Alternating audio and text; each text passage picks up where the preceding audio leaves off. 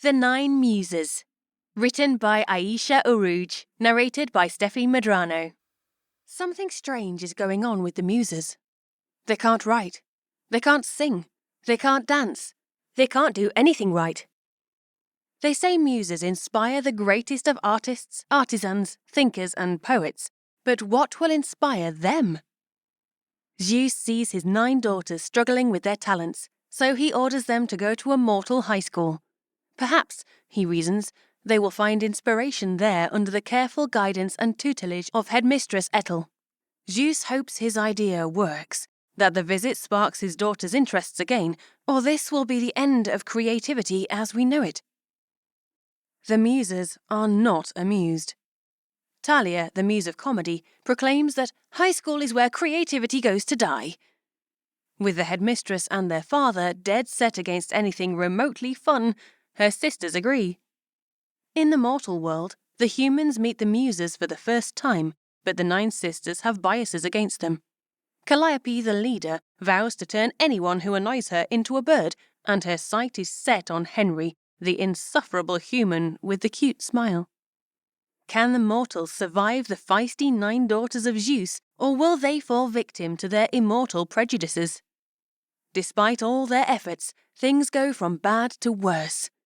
Even with their lessons, the Muses are forgetting their talents. But when they start disappearing one by one, perhaps there is actually something or someone behind it all. Is there a dark and sinister nemesis they are unaware of? Can they find out who it is before they all disappear? Chapter 1. Family Meeting. Zeus called his daughters for a family meeting. He was a dignified, mature man of stalwart build, a powerful figure among the mighty Olympians. Perched in his grand palace, he lived above the clouds and the paths of the stars. Normally, he radiated supreme confidence, but today he was nervous. All 9 teenage daughters in one room, Zeus thought, plucking nervously at his beard. This is going to be a tough day. Heavens help me. There was still a chance he could skip this meeting altogether. He could be saved by Mnemosyne. He looked pleadingly towards his wife, hoping for compassion, but Mnemosyne only nodded her head and gave him a reassuring smile. Zeus sighed. Guess he had no choice but to talk to his daughters. Zeus could feel a headache building up. He could deal with his brothers Poseidon and Hades, who ruled the oceans and the underworld respectively, but for his daughters, he needed a different sort of strength. He needed patience. Lots and lots of patience. Using my lightning bolts to settle things is so much easier, he thought wistfully. Zeus dreaded his daughters' reactions. He expected protests, glares, and tantrums at the very least after he told them their decision. He knew his daughters would easily forgive their mother, but that he would be the one to receive their outbursts, to face all of their collective wraths. It wasn't fair, Zeus thought glumly. But then again, what creature on heaven or earth could be mad at Mnemosyne? He held his breath when the girls came in noisily, one by one, into the grand room. They were the 9 Muses: Calliope, Thalia, Urania, Melpomene, Polymnia, Erato, Clio, Euterpe, and Terpsichore, who came in last, prancing in through the doors. Zeus waited for them to settle down. He waited patiently, but when he saw that would not happen any time soon, he started. I am sure you are wondering why I called you here, Zeus said, his voice booming. Your mother and I... No, we don't know why you called, but you are using your "you are in trouble" voice, Calliope interrupted. Are we in trouble? No trouble, Mnemosyne, her mother, corrected softly. We called you here because your father and I are concerned. Sounds like we are in trouble, Calliope said, rolling her eyes. Might as well say it like it is. Her sisters murmured in agreement. Did someone die? Asked Melpomene in a hushed voice. Being the muse of tragedy, the subject was foremost on her mind. No, dear, no one died, Mnemosyne answered kindly. Is there a disturbance among the stars? Urania asked, consulting her globe. No, dear, no disturbance. Euterpe, dear, can you play that later? Mnemosyne said. We have an important discussion going on. Bored with the conversation, Euterpe was playing her flute. Yes, you said that ages ago, but we still don't know why we're all here, Euterpe replied, pouting. She got moody whenever anyone stopped her from playing her music. Music was important to her, second only to breathing. Mnemosyne's attention was now on her other daughter. Same with you, Terpsichore. Terpsichore stopped practicing her dance moves and smiled sheepishly.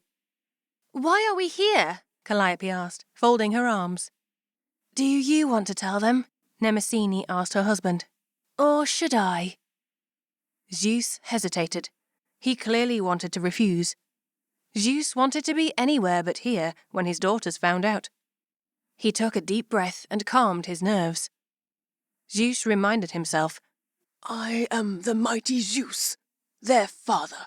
They should listen to me. I am calm. I've got this. Besides, we know what happens if I get too agitated. An image popped into his head of lightning falling on poor unsuspecting mortals, especially those carrying umbrellas. There is no need for pointless casualties, he thought. Might as well get it over with. Your mother and I have decided to send you to a mortal school. I expect you all to comply, Zeus said. If you don't comply, you will be grounded, and you know what that means. There will be no more singing or dancing at the feasts of gods. He was stunned to hear silence from his daughters, but knew it was a momentary shock. You will leave for the mortal realm today, he added. Why? No fair! This is tyranny! Came outcries from all his daughters. Why? Because I am your father, Zeus said, sparks coming off his fingers. I know what is best for you. You still didn't tell us why you are punishing us, cried Calliope. This is not a punishment, Mnemosyne said. She raised an eyebrow at her husband. Perhaps we should start by explaining why we are sending them to the mortal world. Zeus looked at her sheepishly. Yes, well, he cleared his throat. The other deities approached us.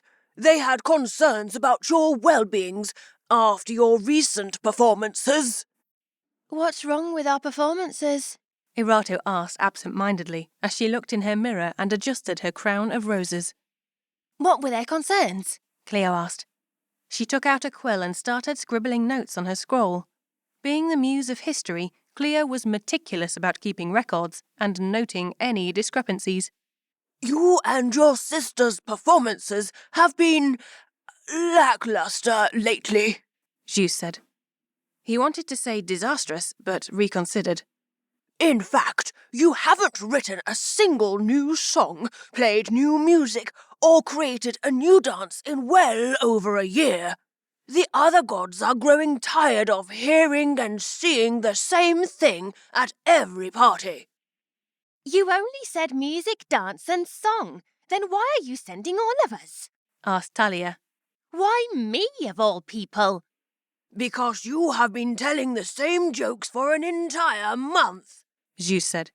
There are only so many times the centaur crosses the road, or we hear how the Cyclops lost his eye.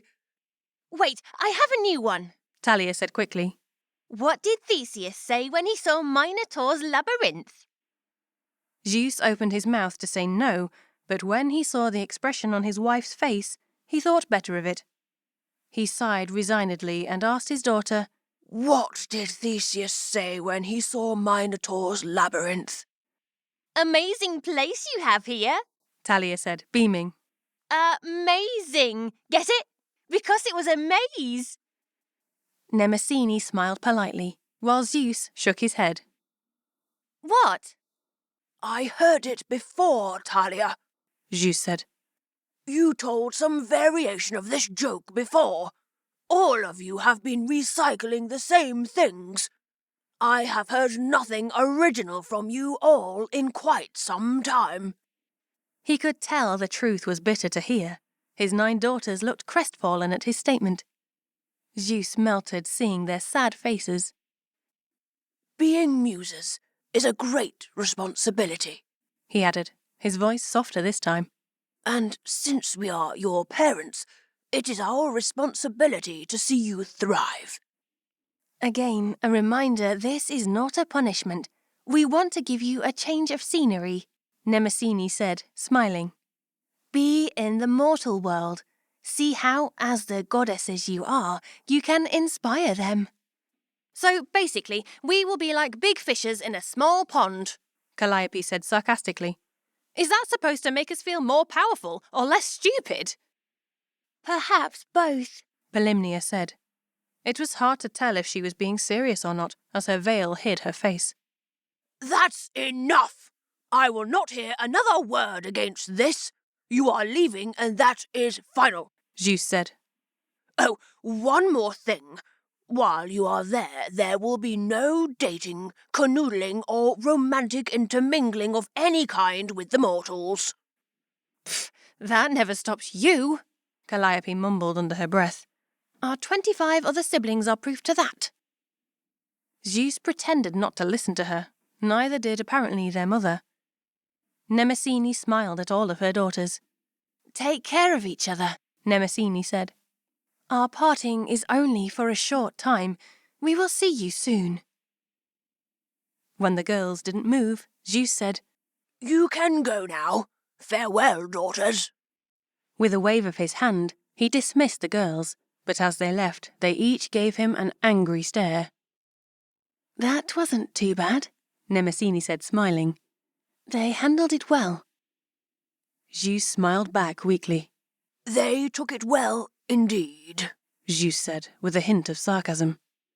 Guess Calliope gets the sarcastic streak from me, he thought. Zeus dared not say or do anything in front of Mnemosyne he would regret later. She was the goddess of memory, and she never forgot. Zeus hoped his idea of sending his daughters to the mortal realm would work. If not, they will be hearing the same songs, seeing the same dances, and hearing the same jokes for ages. This was the first time his daughters were going to the mortal world. He wondered what chaos they will create and how much mess he would have to clean up. What if his decision did them more harm than good? Zeus shook his head and sighed. It is too late to change my mind now. What's done is done. Chapter 2. The Muses Are Not Amused. It was another beautiful sunny day at Pieria, Mount Olympus, but there was a storm brewing inside the Muses' palace. After meeting with their parents, the 9 sisters gathered in Calliope's room to have a meeting of their own. It was a large open room, marble columns at one end, with soft white curtains blowing with the breeze. The room was decorated throughout with intricate gold and silver vases and elegant oil paintings. The canopied bed in the centre looked regal and inviting, but no one was on it. Some girls lounged on the luxurious white sofas. Others were sprawled on the lush white carpet. In one corner, Erato was absent-mindedly plucking at the strings of her golden cithara, a type of lyre. Calliope was standing in the centre of her bedroom with her hands on her hips. She was fuming. How long are we going to be in this mortal realm? Calliope asked with disdain. 6 weeks, according to my scroll, Cleo replied. 6 weeks? What could the humans possibly show us that would need that much time? Calliope asked. A day, an hour, or even a minute in their world would be a colossal waste of our time. Our parents are sending us because we're not making anything new, Erato said, plucking at her lyre. But I have been trying for weeks and nothing. Am I even a goddess of love poetry if I can't write poetry? Maybe going there isn't a bad idea. It isn't a bad idea, but a terrible idea, Talia said. I heard humans have no sense of humour. Why would they? They have short lives and then... She whacked her shepherd's staff on the marble floor. Bam! They are dead! All the girls startled at the noise, except for Melpomene. Are they always sad then? Melpomene asked hopefully, with death looming over their heads. A human high school is a lifeless, soul-sucking place, from what I heard, It is where all creativity goes to die, Talia said, her voice a whisper. It might actually be a great place for tragedy, Melpomene. Melpomene almost looked pleased hearing that, but it was hard to tell as she was wearing her tragic mask. I, for one, am excited. I can finally look at the stars from a place other than Mount Olympus, Urania said, beaming. She was the muse of astronomy, and her eyes were always searching the heavens. Great, just what we need, more stars, Euterpe said to Urania, rolling her eyes. What about more music? And dancing, Terpsichore asked. And poetry? Polymnia and Erato asked together. Don't get your hopes up, girls. We are likely in for a great disappointment, Calliope said. What I want to know is who complained to Father. Does it matter? It could be one or it could be everyone, Euterpe said. Truth be told, our parties have been dismal lately. Well, it's not our fault Cerberus kept howling at Uncle Hades' birthday bash, Calliope exclaimed. Or that the sirens wouldn't stop their infernal singing at Uncle Poseidon's soiree. All the other muses shook their heads and sighed together. Like Erato, I have been having trouble writing verses too, Polymnia confessed. I have noticed mistakes in my record keeping, Cleo confessed. Her sisters gasped together. No, that can't be true, Cleo. I'm afraid it is, Cleo said sadly. Father said we won't attend any feast of gods until we do what he says, Polymnia said. No more flute playing until we do, Euterpe cried with dismay. Or music. And no more centaur jokes, Talia said. Or any jokes. Even more than the idea of going to the mortal realm, Calliope hated seeing her sisters miserable. She was their leader and knew how to motivate her sisters. Calliope knew they will accept her decision. If she tells them to go, they will go. If not, they will stay. We are going, Calliope said with bitterness. It's not like we have much choice. As much as I am the muse of tragedy, the misery of my sisters does not bring me inspiration, Melpomene said, sadly. You have the kindest heart of us all. I wouldn't expect you to, Melpomene, Calliope said, looking at her sister fondly. Melpomene blushed and said nothing. She was the quietest among her sisters, and the most observant as well. What do we have to be worried about? We are the 9 muses and we have each other, Calliope said. The mortals are nothing. They mean nothing. They will inspire no one. The muses murmured in agreement. We are the mighty daughters of Zeus, Calliope said, as her eyes twinkled. We will show these mortals exactly who they are dealing with. What do you have planned? Her sisters asked with curious, eager faces. Mischief and mayhem, of course, Calliope replied. The mortals will never, ever forget meeting the muses. Before they left the immortal realm, the muses received familiar visitors who came to bid farewells. It was the Charites, their half-sisters and neighbours, who also lived on Pieria. They were the daughters of Zeus and Eurynome, Aglaia, Euphrosyne, and Thaleia. The Charites were 3 goddesses of grace, festivity, joy, beauty, and many other things of inspiration and pleasure. The other muses were preoccupied and didn't come to see them. Erato was their favourite, but she was busy packing for the journey. She was having a breakdown as she couldn't decide on which crowns and dresses to pack. As Calliope and Cleo were done with their packing, they greeted the Charites. Normally, the Charites were a charming company, but Calliope found them ingratiating today. How wonderful that you are going to the mortal realm, Aglaia said in her sing-song voice. I always wanted to go. Was that sarcasm? Calliope wondered mildly. It couldn't be, she corrected herself. Perhaps you can visit, Cleo said good-naturedly. Calliope suppressed a scoff, imagining the doe-eyed Charites in the brutish mortal realm. We can't wait to hear all your new creations after you return, Euphrosyne said dreamily. It'll be so empty without you here, Thaleia said with tears in her eyes.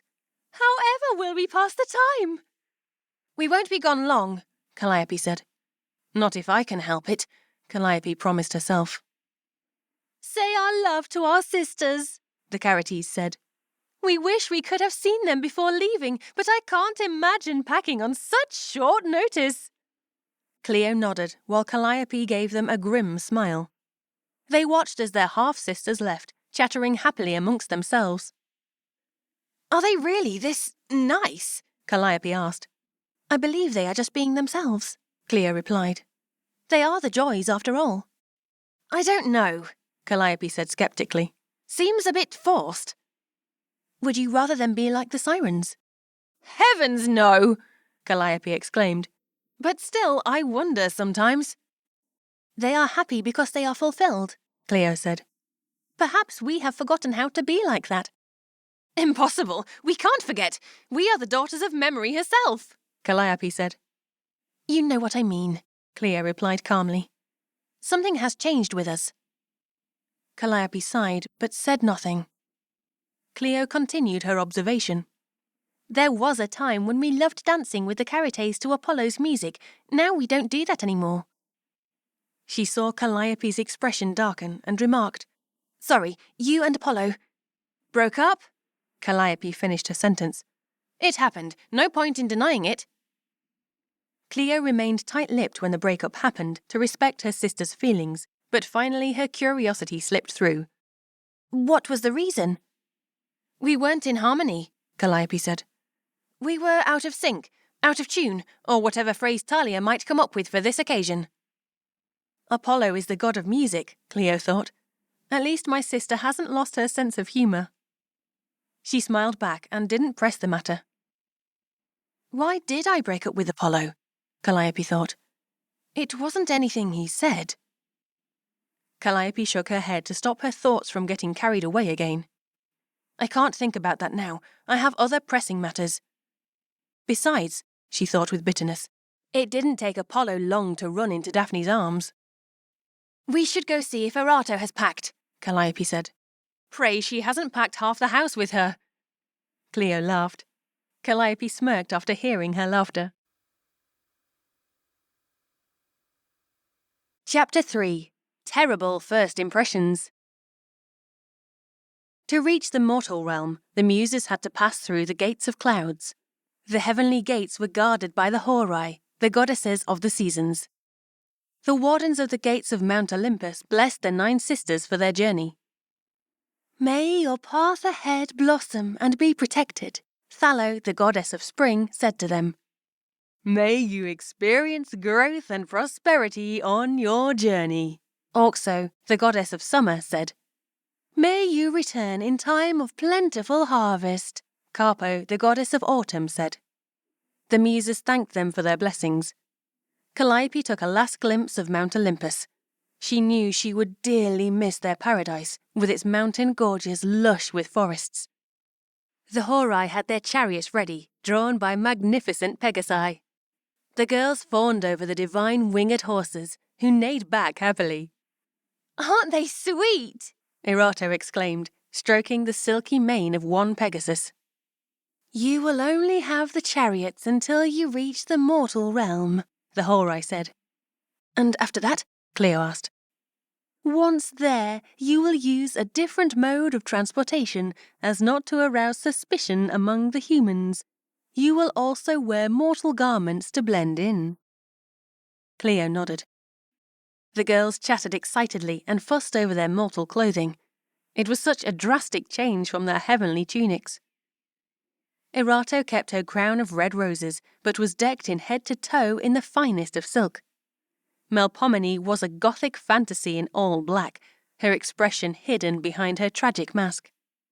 Thalia wore a plaid shirt with jeans and cowboy boots for the first time, but kept her shepherd's staff close in hand. Calliope wore a red leather ensemble, which fit her like a glove. Calliope was shifting uncomfortably, but her discomfort wasn't because of the clothing. We are fools to leave, Calliope said. It will make us too vulnerable and open for any attacks from our enemies. Mother and father must have contingencies and safety protocols in place, Cleo replied. We need not fear. Calliope nodded, but she wasn't convinced. If the Muses had thought their new transportation wouldn't draw attention, they were mistaken. The mortals stood in awe as a sleek white limousine stopped in front of the high school. When the Muses stepped out of the limo, there was quite a commotion as the humans scrambled to take selfies and pictures of the goddesses. They didn't know who they were, but suspected them to be a new group of pop stars. Peasants, Calliope said, shaking her head. Come now, Chief, Euterpe said. You know you love the attention. She waved at the crowd that had gathered. Calliope gave a crooked smile. You know what I love? Cleo's face fell upon seeing Calliope's mischievous expression. Calliope, you promised Mother you wouldn't do anything to the mortals. I wasn't thinking about that, Calliope said innocently. But what? I won't do anything unless they do something first, Calliope added. Cleo raised her eyebrows, to which Calliope shrugged her shoulders innocently. The gathered crowd soon dispersed, disappointed, as the Muses continued ignoring their requests for autographs and pictures. All had left except one boy. He was staring wide-eyed at Erato. The tips of his ears were blushing. You are the most beautiful girl I have ever seen, the mortal said in a daze. Will you marry me? Sure, Erato answered, giggling. But you will have to talk to my dad first. Where can I find him? The mortal boy asked, breathless. Can I talk to him now? Erato nodded and pointed towards Mount Olympus. The boy's expression changed from dazed to confused to horrified. He thought Erato was pointing towards the heavens and that she meant for him to talk to someone who was dead. The boy left without a word, not looking back. The Muses saw him quickly scramble into the school. He left, but he was so cute, Erato said, sighing. It's a pity he lacked courage to talk to Father. You can't just marry anyone who proposes to you, Erato, Cleo said, shaking her head. Why not? Erato asked, pouting. Remember, we are only here for a short time and for learning only, Cleo said, tapping her scroll with her quill. Killjoy, Erato said, sticking out her tongue at her sister. Practical, Cleo replied, in a know-it-all manner. I am practical about such things. Practical? You can't be practical about love, her sister argued. Why not? Love is intangible, priceless and magical, Erato said dreamily. It is not something that can be measured, weighed or recorded. If love is as all-encompassing as you say it is, then my version will hold as well, Cleo said. Cleo has a point, Calliope said. Thank you, Cleo said, relieved.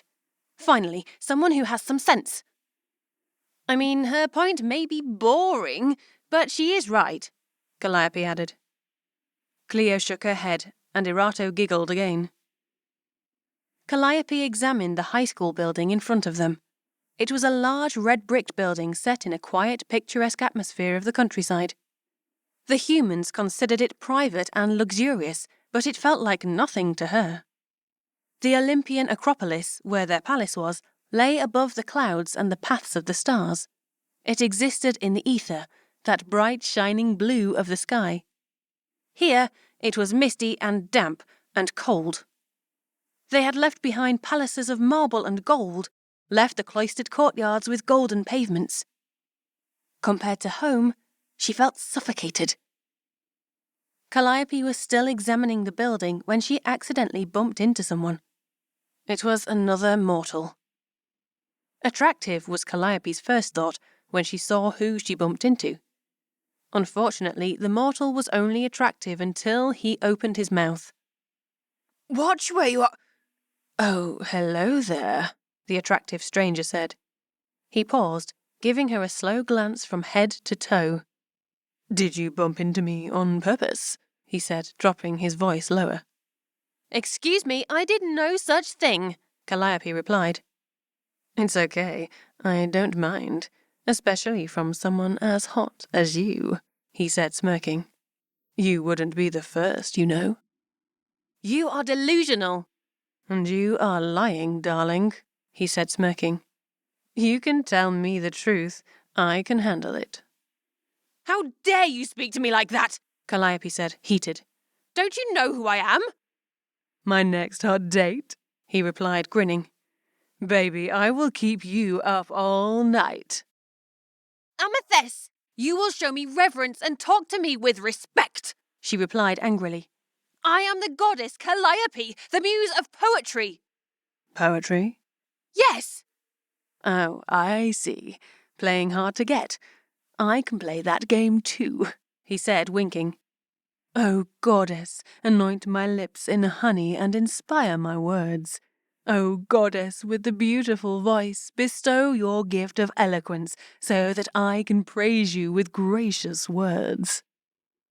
Calliope had had enough of his nonsense. Her sisters tried to stop her, but they were too slow. All it took Calliope was a moment. The sisters watched, half in amusement and half in horror, the mortal transform into a large bird with glossy black plumage and a heavy bill. Calliope had punished the impertinent mortal by turning him into a crow. He still, however, had his raucous voice. The bird cawed angrily a few times before spreading its wings and flying off. At least you haven't lost your touch over the mortals, Chief, Euterpe said. You still have a way with words. He was reciting some lovely verses there, before you turned him into a crow. Calliope smiled and gave a small bow. Our visit to the mortal realm might end sooner than we thought, before we even enter the front doors, Talia said with amusement. I wonder what Father will say to that. Terpsichore gave a dancer's leap, happy at the idea of going back to Mount Olympus. Polymnia clapped too. Only Urania was slightly put off at the prospect of leaving early, but wasn't too perturbed. Will we be going back now? Melpomene asked. We should not jump to conclusions, Cleo said. We should wait to find out. No one else saw what happened except us, Eratos said reassuredly to Calliope. I don't care, Calliope answered simply. He deserved it. Calliope thought she would feel better after turning the horrible mortal into a crow, but she didn't. She was sorry she lost control, even if she told her sisters differently. The crow continued cawing on a nearby tree. A moment later, they heard the school bell ring. There was a sudden rush as students made their way into the building to their morning classes. Calliope felt like she was swimming in the crowd. In this sea of unrecognizable bodies, Calliope felt lost. She couldn't see the path ahead. Calliope looked back wistfully at the sacred mountain. Her eyes drifted towards the summit to get a glimpse of home, but it was shrouded in clouds. Just like the future, she thought.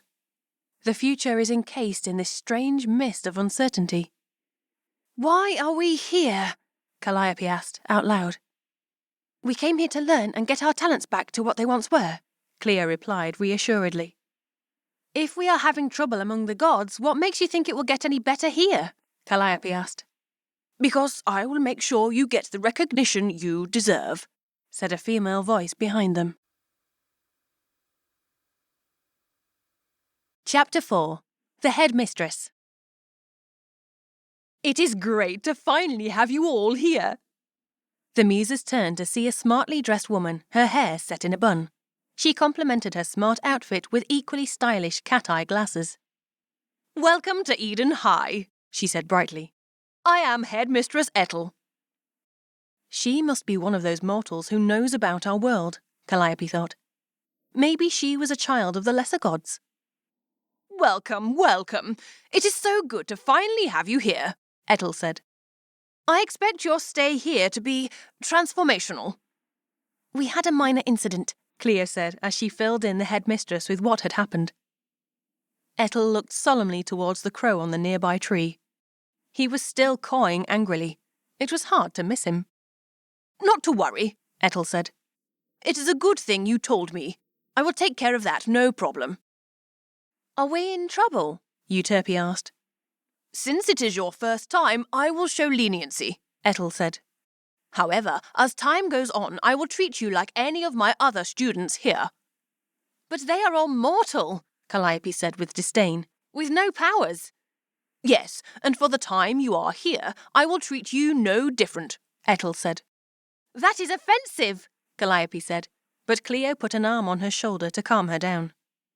I am sure she means well, Calliope, Cleo quietly said in her ear. Please calm yourself, sister.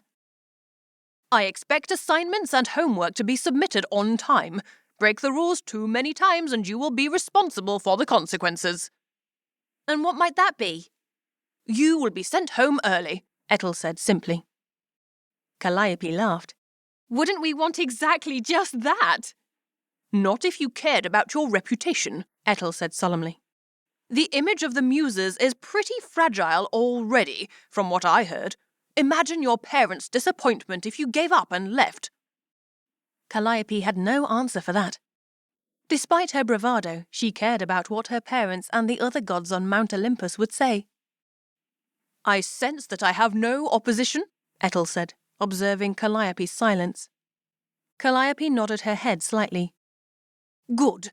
There is a tour scheduled for you with one of our students. I trust your father told you to keep your identities a secret, the headmistress said, smiling again. When the Muses nodded, she said, Excellent. After the tour, we will convene in my office for a quick discussion. Discussion about what? Cleo asked. The rules of this school, what I expect from all of you, Ethel said. And your schedules, of course. Before you enter the school, I will also have to confiscate anything that would make you stand out too much. Talia, unfortunately, that means your staff. I will take your mask, Melpomene, and Terpsichore. Yes? We will have to do something about your dancing, Ethel said. You can't go dancing everywhere. But I don't know what else to do. You can walk, Ethel said, smiling. I will give you a private lesson myself. Euterpe tried to hide her flute, but Ethel put out her hand. I will take that, Euterpe. Why? Don't mortals have flutes? Even though humans play the flute, I am afraid I will have to take yours, Euterpe, Ethel said. You see, they don't have flutes made of solid gold, nor do they have flutes with magical properties. But what will I do without music?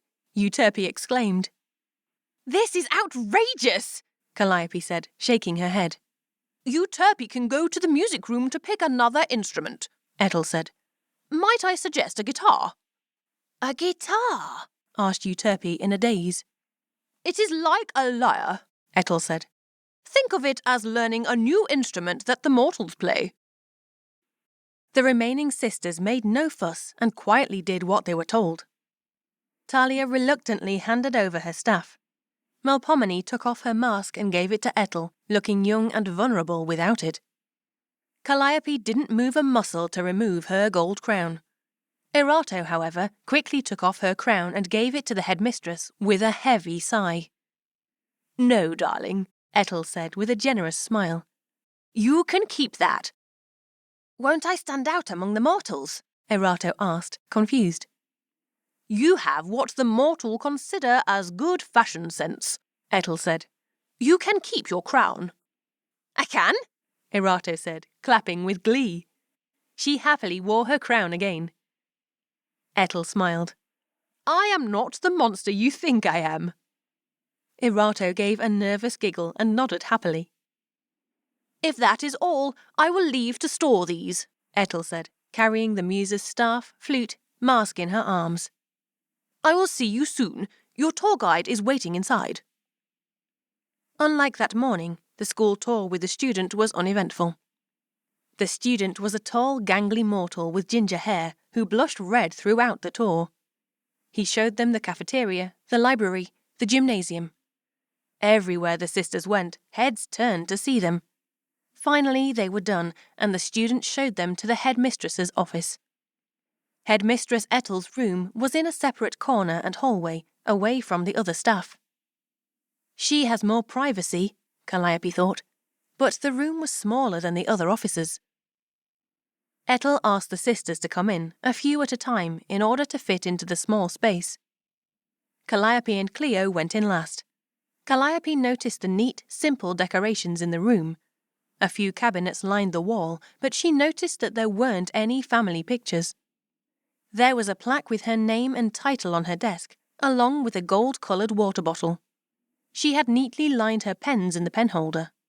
There were a few papers in front of her, most likely their student files. Calliope had questions. Before Ethel started, she asked, "Where will we be staying? Surely not with the mortals?" "Your student lodging is separate from the rest. The mortals can't find you there, so you will have complete privacy," Ethel replied. "Where is it located?" "It is in this building. There is a hidden doorway in the library, tucked away behind the ancient Greek textbooks," Ethel said, smiling towards her. "Cleo might appreciate that." Before Cleo could show her appreciation, Calliope interrupted. "What about our meals? We have a special diet," Calliope said carefully. She wasn't sure how much Ethel knew about ambrosia and nectar. Ambrosia was the food of gods, and they needed it for their immortality. Whoever consumed ambrosia no longer had blood in their veins, but a golden fluid called ichor. It was also toxic to mortals, but that didn't stop them from trying to consume it. Calliope wasn't sure if Ethel was a mortal or a half-mortal. She couldn't risk giving her the temptation. Yes, your special diets," Ethel said. "Your father indicated it to me. He said they would deliver it daily to your rooms." "And do we have a feast hall to eat in? Will we have automatons to serve us?" "You will have a common area where you can dine," Ethel said. A muscle twitched in her face, like she was trying not to smile. "And you will serve yourselves." Calliope's face fell. She was used to being served by the automatons, who trundled in and out of the feast hall as she needed them to. Still, the arrangement was acceptable as long as they had privacy from the other mortals. "Do you have any more questions, Calliope?" Ethel asked. "The rooms will have all the things you need. A desk, a reading lamp, desk chair, closet and dresser with your clothes all ready arranged." Calliope nodded her head in agreement. This time it was Cleo who had questions. "Won't the mortals be suspicious about our brief stay?" Cleo asked. "I told the other students that you are our visitors in a foreign exchange student program, so they are expecting a temporary visit," Ethel said. "I would still like you to be vigilant and not disclose to anyone about your heritage. There might be danger lurking around in every corner. Enemies who would want to take advantage of your stay in the mortal world." "Not if they knew who our father is," Calliope said, scoffing. "Yes, about that. I will frequently send reports on your progress to your parents," Ethel said. "I expect you all to be drastically changed by the end of your stay." Calliope rolled her eyes while Cleo thanked her. "That is all I have for now," Ethel said, smiling. "Feel free to come by any time to my office if you have any questions or concerns." "I doubt that we will," Calliope mumbled to herself as they left the room. "We won't be the ones with concerns." The rooms were as Ethel described them, only she forgot to mention that there were only 3 rooms that the sisters had to share. Thankfully, they each had their own small bed. Erato immediately piled her bed with all her dresses. Cleo made her side neater than when they first arrived. Calliope wondered if they could all last the 6 weeks without a fight over personal space. The Muses found their foods and drinks lined up on the kitchen table. The other girls dove right into their meals, but Calliope was hesitant. "Don't these taste different from Mount Olympus?" she asked Cleo. "The ambrosia and nectar feel stale somehow." "I suppose they do," Cleo nodded in agreement. "But we should consider atmospheric differences and the time and distance travelled for the quality change." It is delicious, Erato said. and I was so hungry. Me too, Talia replied. "But you ate just before we left," Cleo said. Being in a new place makes me hungry, Talia replied, stuffing her face. Calliope smiled at her sister's appetite. The other Muses saw no difference in their foods and ate as they normally did. Cleo and Calliope, however, only took as much food as to sustain them and did not eat a single bite more. After dinner, they all sat in the living room, poring over their individual school schedules. Cleo, however, felt tired and went to bed early. In her dorm room, Cleo saw she had received a message from her mother. She tied the letter to the leg of a familiar pigeon who was waiting for Cleo by the open window. Cleo looked at the bird and said, Looks like Father is keeping Hermes busy again. She added, I see that Calliope still hasn't changed you back. The pigeon cooed back sadly. The pigeon once used to be a playful nymph who made a silly mistake. During an eventful feast, weren't they all, thought Cleo, the unfortunate creature crossed Calliope and she turned him into a pigeon. Her mother, Mnemosyne, felt so bad about the whole thing. She gave him a job as a messenger until her daughter changed him back. Sending a message via Hermes was still the fastest method, but seeing he was rarely available, it had been a good idea. It had been months, and Calliope still showed no signs of changing her mind. What does Mother's message say?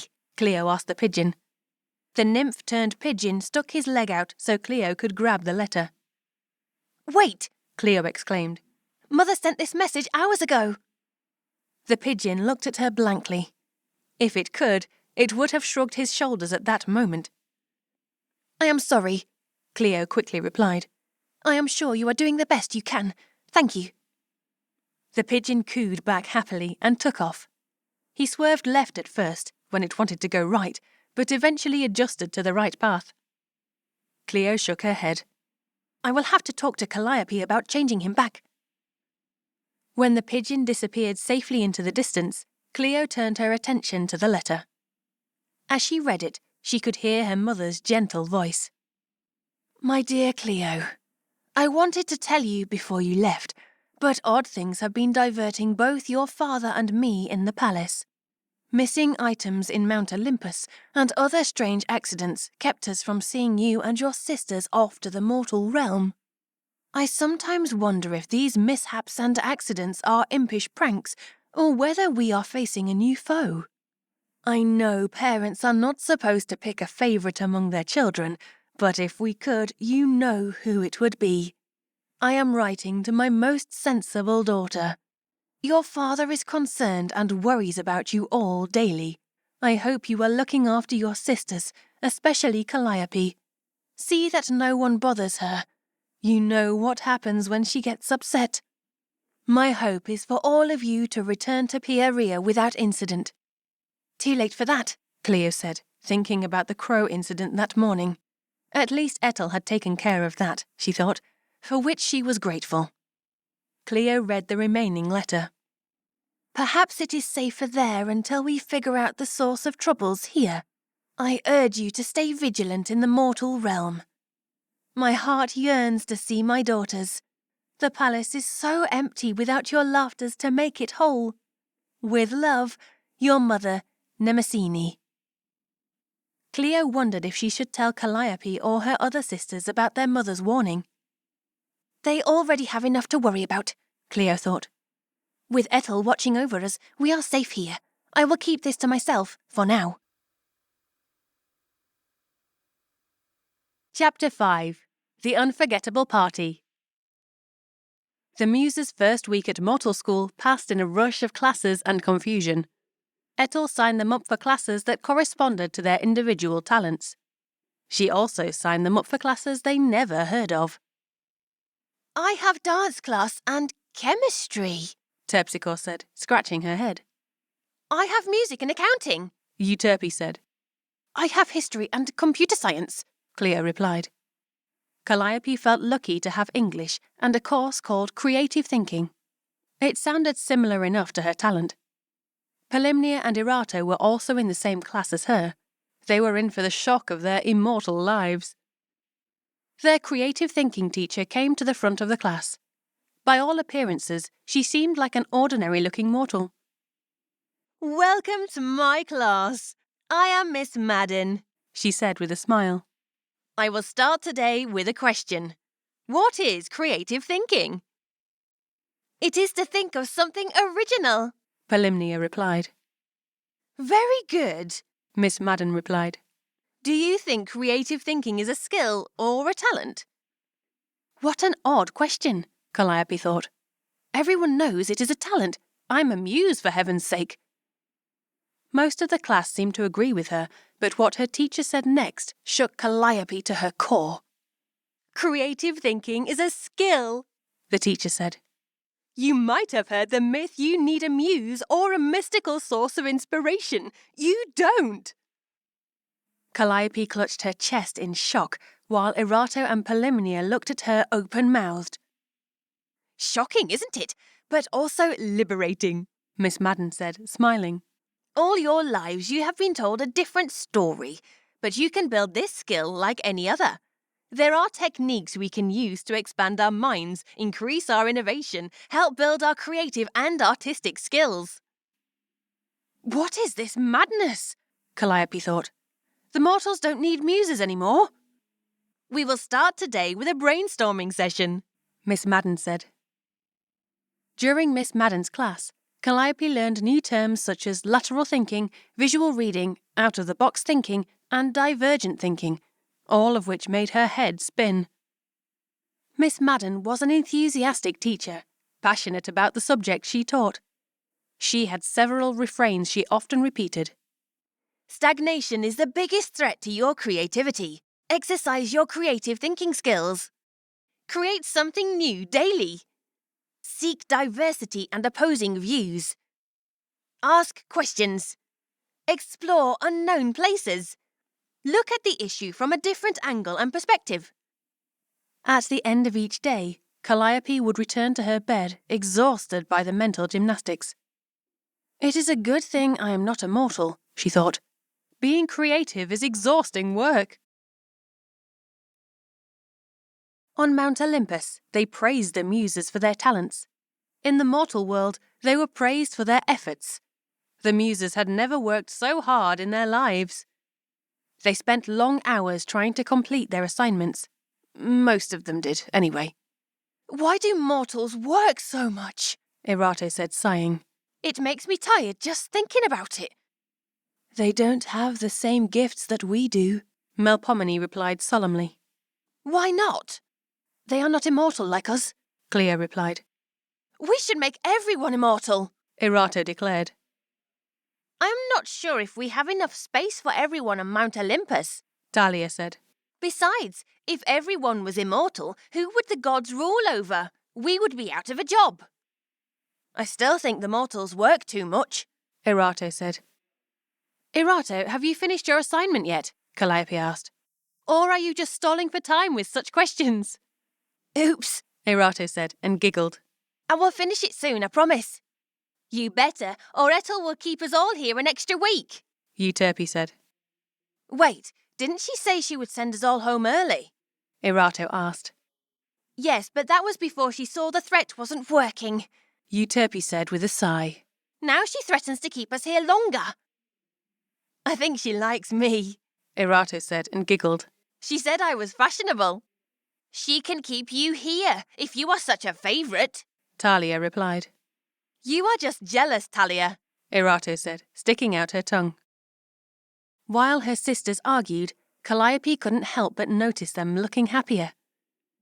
It is still early to tell whether Father's experiment will work, she thought. They had only been there a week. In her quiet time and away from the prying eyes of her sisters, Calliope tried writing verses. She soon got frustrated when the words didn't flow. She missed her talent. Calliope missed being able to capture her emotions into words. She wanted to write again about time beyond living memory, about legendary heroes doing extraordinary deeds. She wanted to write about valor, sacrifice, and courage. But she was so uninspired. Will I ever be able to write again? Calliope wondered, not for the first time. Had she lost her talent forever? Erato, the most social of the Muses, got her sisters invited to a weekend house party. Calliope only agreed because she was getting bored with staying in their dorm rooms night after night. Calliope thought she would lose her mind if she only had homework to stare at. The party was in a large Victorian house, lit up with party lights. In one corner, Erato and Polymnia stood surrounded by a throng of admirers. Terpsichore was having fun too. Look, I learned a new dance, Terpsichore said excitedly. The mortals call it flossing. Terpsichore cornered Cleo and Calliope into watching her floss. They watched in silent horror, but couldn't tear their eyes away. To them, it didn't seem like dancing.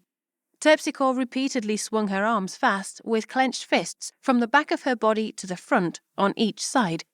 It was like she was using an invisible piece of string. They were relieved when she finally stopped. They will teach me how to do twerking next. I have to go. Heavens! Cleo exclaimed when she saw Terpsichore learning how to twerk.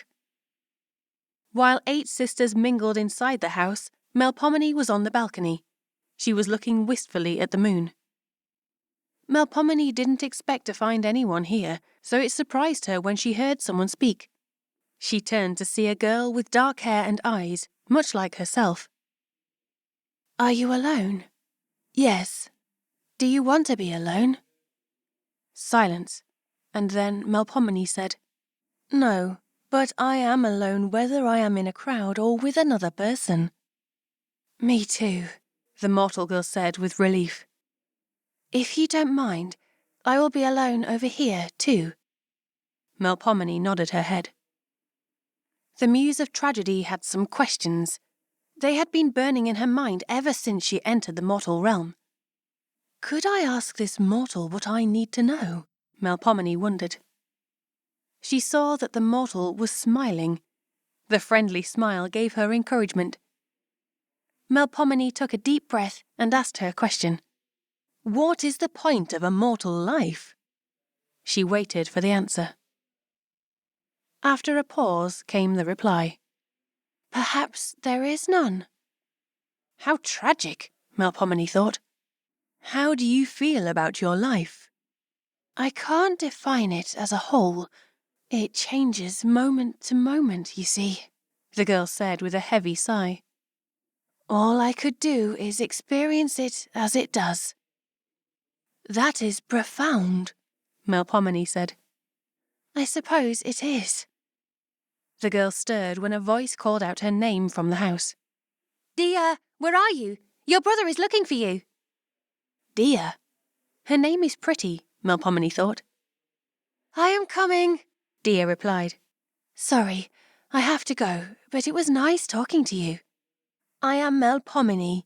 It was nice talking to you too. Dia hurried back into the house. She stopped at the door and waved back to Melpomene. Melpomene waved back. How remarkable these mortals are, Melpomene thought. They learn so much during the speck of time they are in. What would they discover if they lived longer? Perhaps, she mused, that is the great tragedy of it all. Talia was cracking jokes to mixed reactions from the mortal crowd. Some chuckled while others groaned. Calliope hadn't seen her sister so animated in a long time. What did Narcissus say to the lake nymph? She paused. You reflect my greatest love. So, basically he is talking about himself? Asked a mortal. Because, reflection... Carl, you can't explain the joke. It isn't funny that way. Sorry, Luna, Carl said apologetically. Sorry, Talia. You got any more jokes, T? Luna asked. Talia brightened. Do I, Luna? You will beam all night. Luna is moon, beaming here all night, Carl chuckled. Luna gave him a sidelong glance. You are doing it again. I can't help it. I love bunny jokes. That is because you are a dork. Talia and the others laughed. In another corner of the house, Euterpe was swaying to the music. Urania was deep in conversation with someone wearing an astronomy club shirt. Great, Calliope thought. Urania found another astronomy nut like herself. Calliope thought the guy's hawkish face looked familiar, like she had seen him in the great hall of Mount Olympus. But that wasn't possible, she thought. He is just a normal mortal. Wasn't he? Calliope noticed he was much taller than the others. He is that much closer to the stars, Calliope thought to herself. She then groaned inwardly at her bad joke. Cleo was busy observing the crowd. A group of mortals playing a board game caught her attention. She saw tiles, each with a single letter, beside a game board divided in a grid of squares. What are the mortals doing?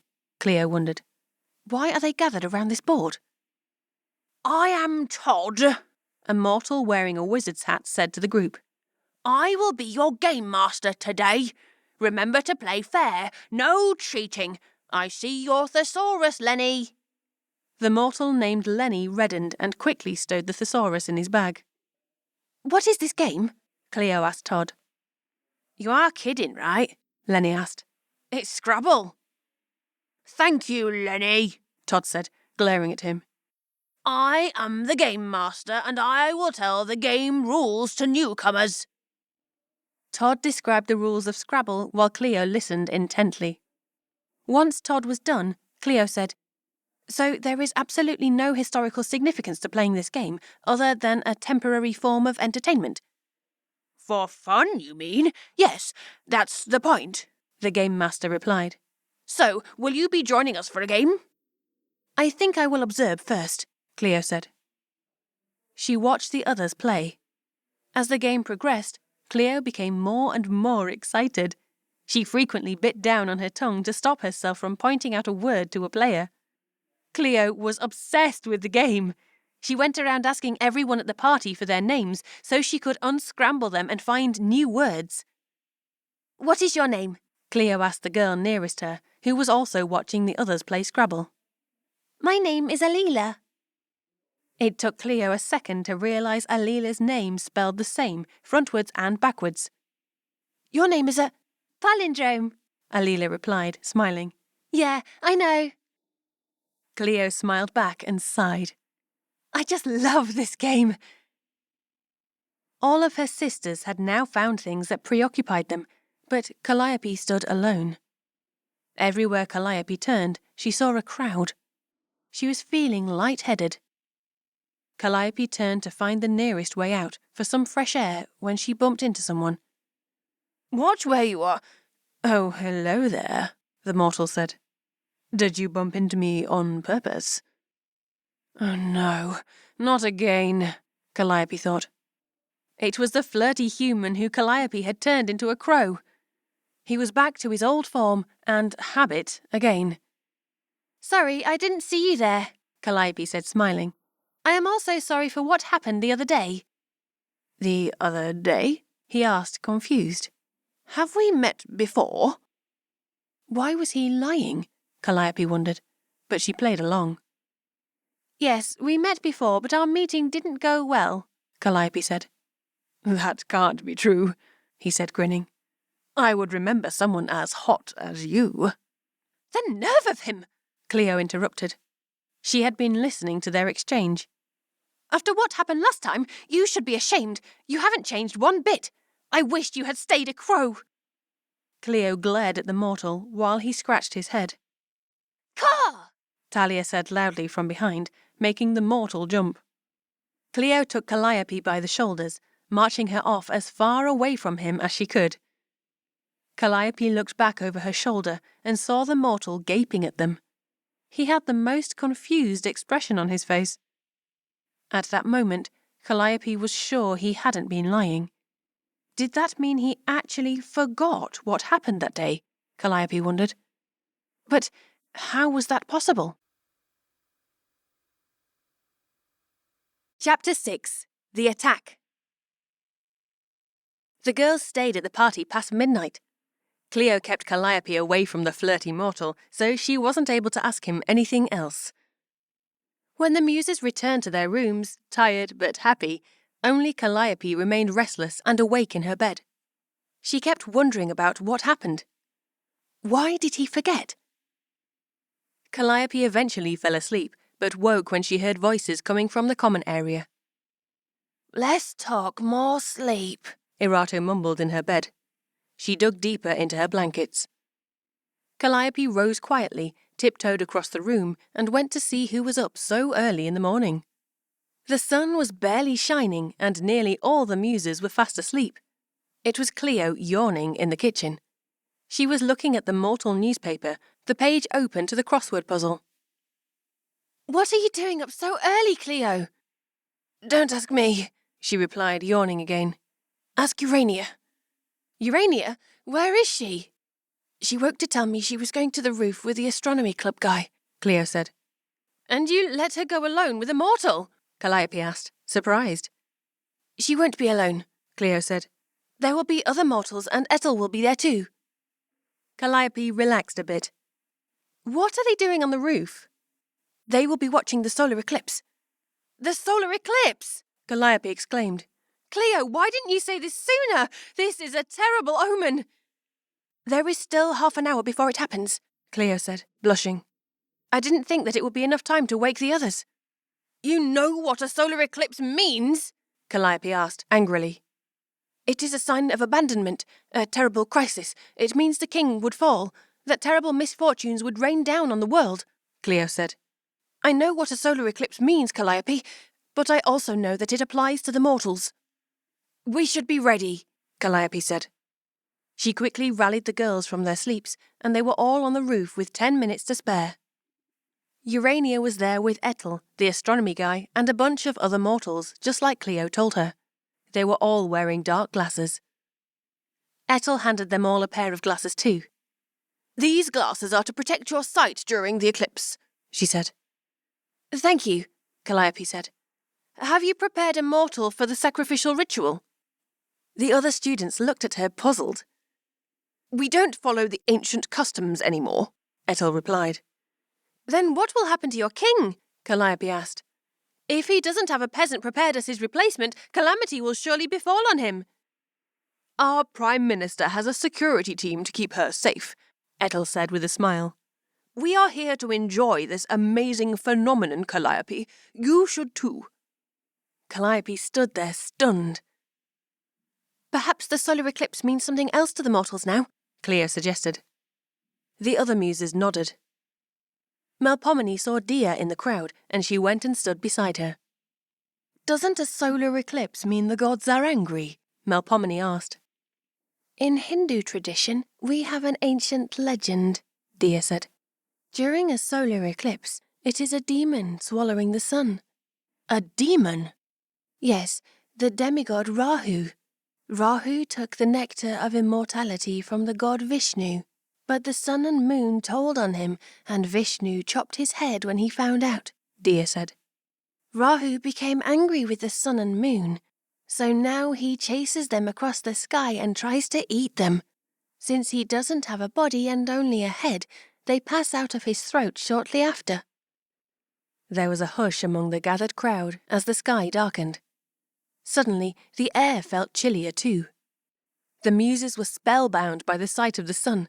It really looked like some giant creature was slowly taking bite after bite out of the sun. Slowly, the sun's disk turned black, surrounded by a glowing halo. Helios, help us, Calliope said quietly, looking at the sight. When the sky was at its darkest, and they could almost see the stars, they heard a swooping sound followed by a scream. It was too dark to tell who it was. Who screamed? Ethel lit up her phone's flashlight, and the other students did the same. In the darkness, the lights created eerie shadows on their faces. They still couldn't tell who it was. The other students looked at one another, concerned.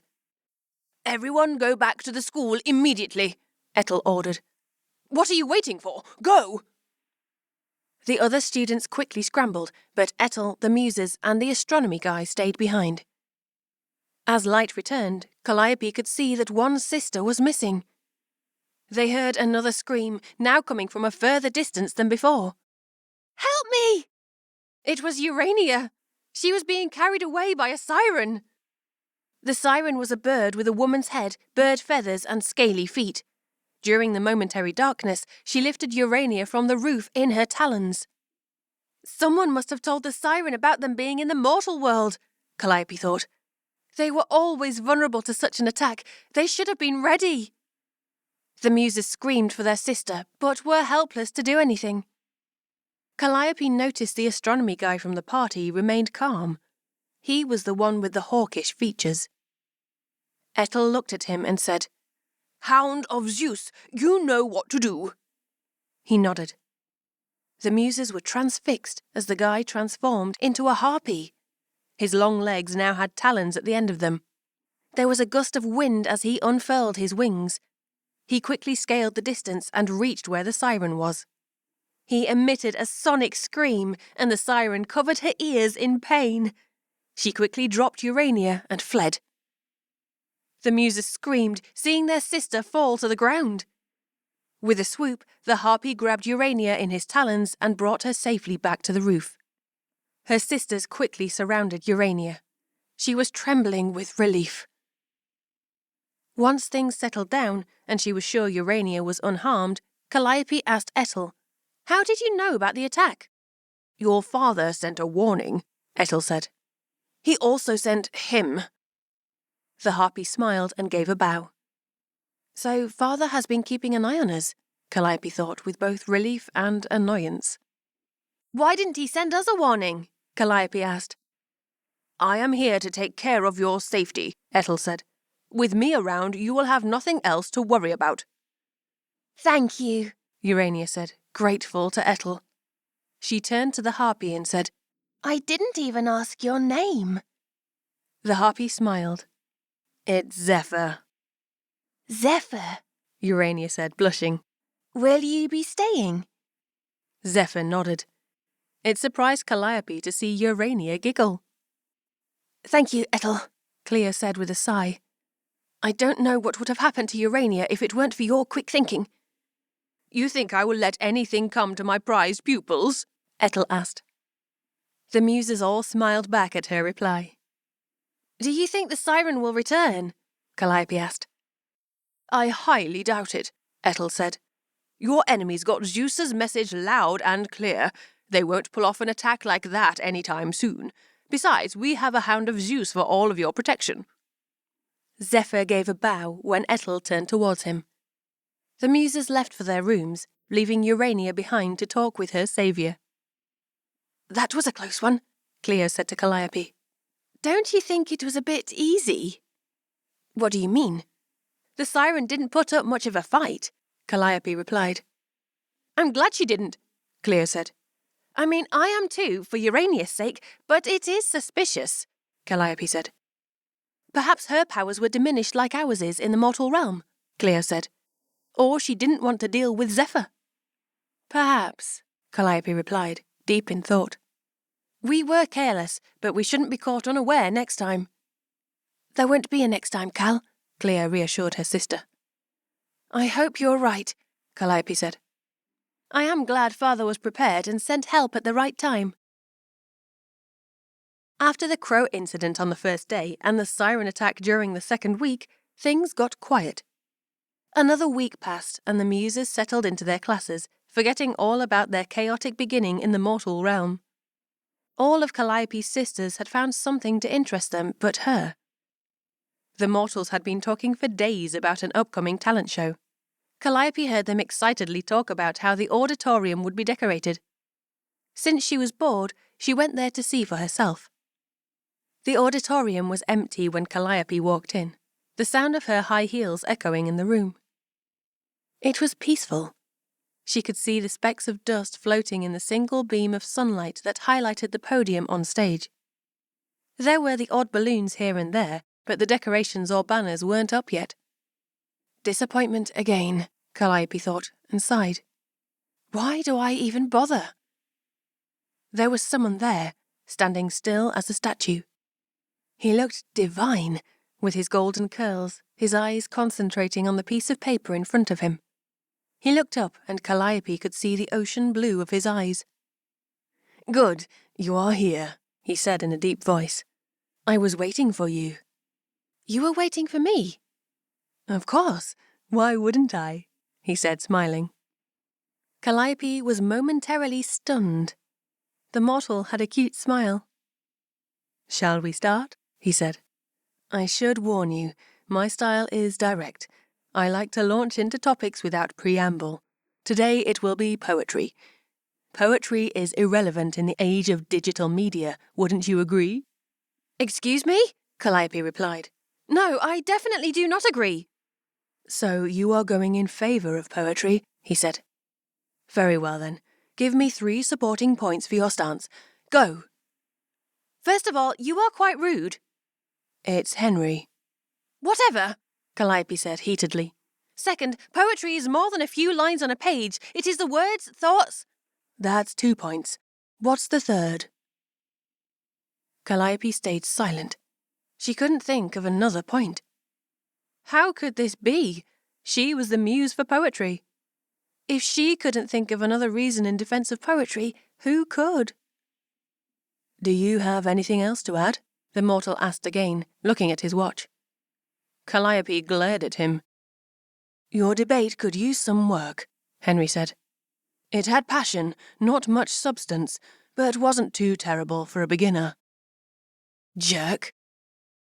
Sorry if I put you on the spot, but I had to see what your weaknesses were, Henry said.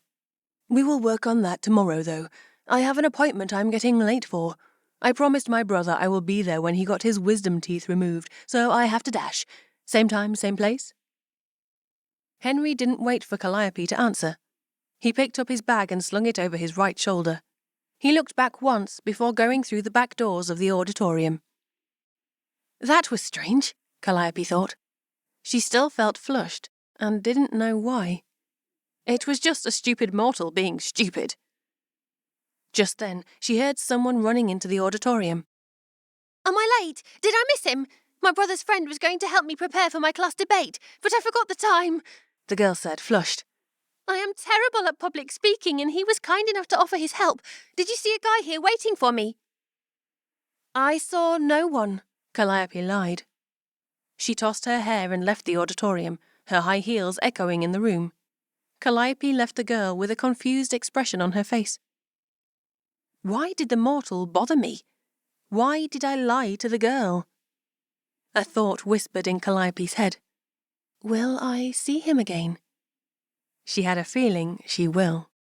Calliope had a score to settle. No one messes with a muse and gets away with it.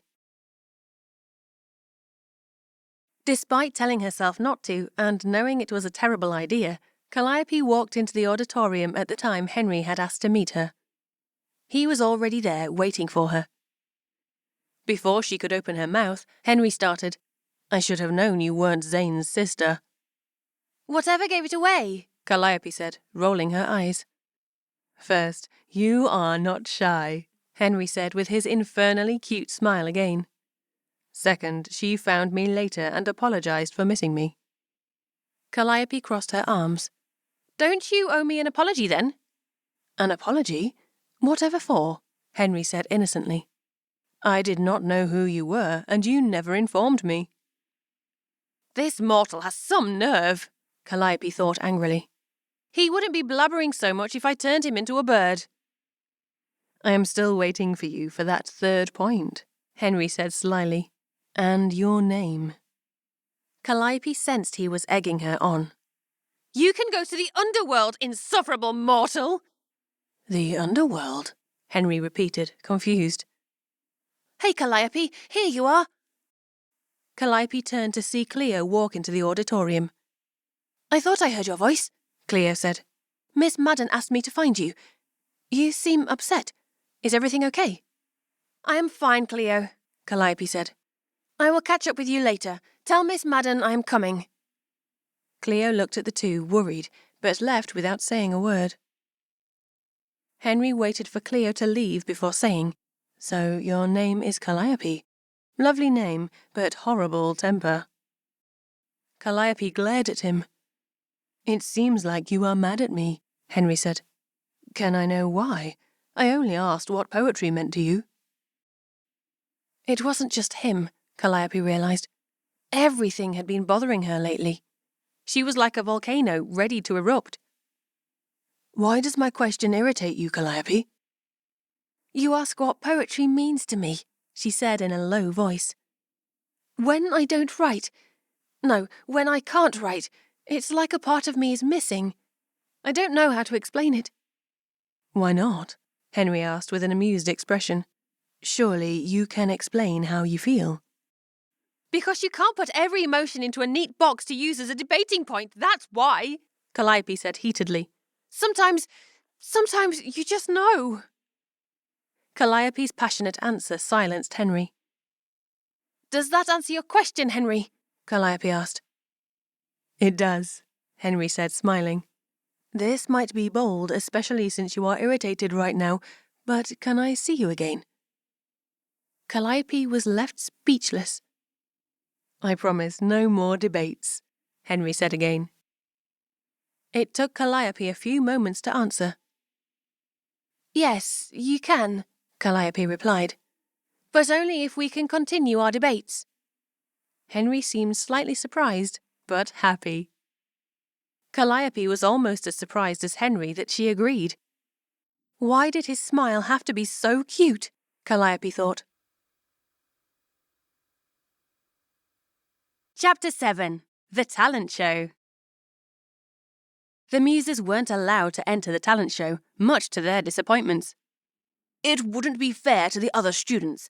They went through a long audition process, Ethel said to them. But attend the show and just enjoy yourselves. The auditorium was packed with students. It seemed more than Eden High had come to watch. It must be a popular event here, Calliope thought. Just look at this crowd. There were some contestants already sitting in chairs on stage, waiting for the show to begin.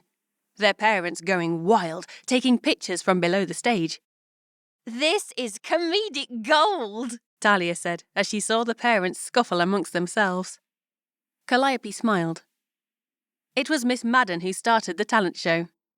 Good morning, Eden High and everyone. You all know how much I love creativity, so I am excited to host this year's talent show, she said. We will start things off with the winner of last year's show.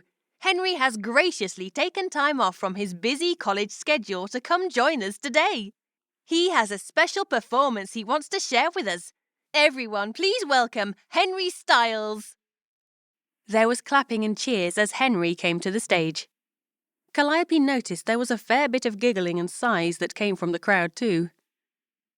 I won last year with a song that my good friend wrote, a shout out to my buddy Zane. What I will perform today, however, is out of my comfort zone. I am no poet, but Miss Madden always tells us to stretch our limits. I will share with you an original poem, written courtesy of yours truly. Henry took a deep breath. His eyes seemed to search the crowd. The poem is titled Golden Crowned Beauty, Henry said. I was grappling with self-doubt, but the words of a special someone inspired me. This is my dedication to them. I just hope she is in the crowd today. Calliope rolled her eyes, but strangely also felt a pang of jealousy.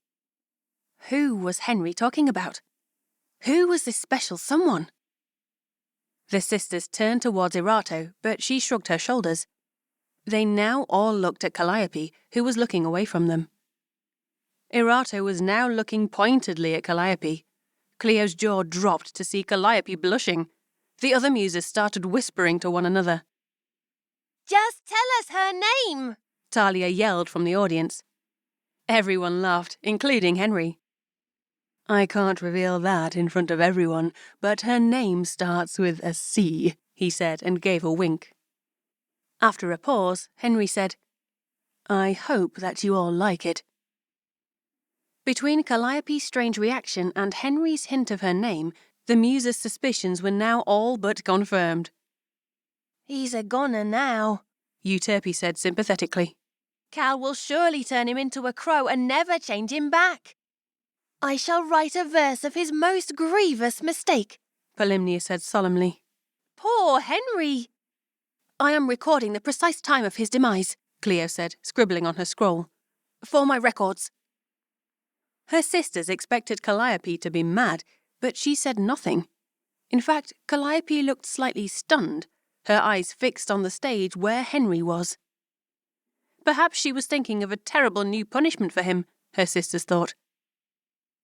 Henry cleared his throat and then recited, Golden-crowned beauty, I asked her, what does poetry mean to you?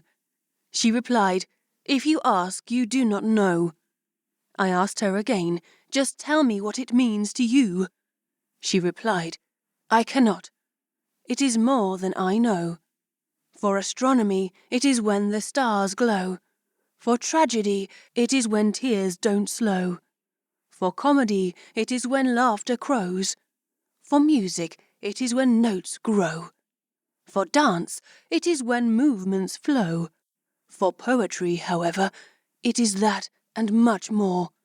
I cannot show you, so do not ask me. I know. I simply know. Oh, my heart, Erato said, sighing. That was beautiful, Melpomene said. Her sisters nodded in agreement, and they all looked slyly at Calliope. There were many other performances after that, but Calliope could only think of Henry's. She met him backstage after the show.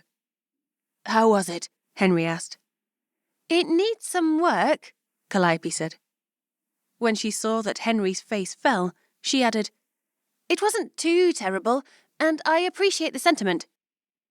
"So you liked it?" he asked hopefully. "I won't go so far. It's no Iliad or Odyssey," Calliope said. "But I didn't hate it." "Well, that is something," Henry said, laughing. He had a heartwarming laugh, and Calliope couldn't help smiling back. "Thank you, Calliope." "For what?" "For showing me that sometimes words aren't enough," he said. "That when you are passionate about something, truly passionate, you can't always describe it perfectly in words what it means to you. I felt what poetry means to you." "What are you saying?" "Thank you for being my muse," he said, "for giving life to poetry." Calliope was speechless. She inspired someone. She was someone's muse. After so long, it felt like a dream. "Are we still on for our date?" Henry asked. "Yes, we are," she replied. Their date was a picnic on the school grounds during lunchtime, as Calliope couldn't leave the premises.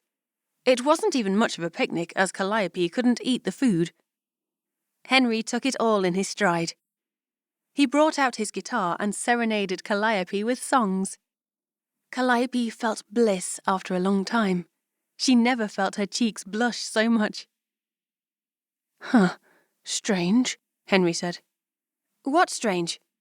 "That cloud over there," Henry said, pointing to one at a distance. "It is a clear day, all except for that lone black cloud.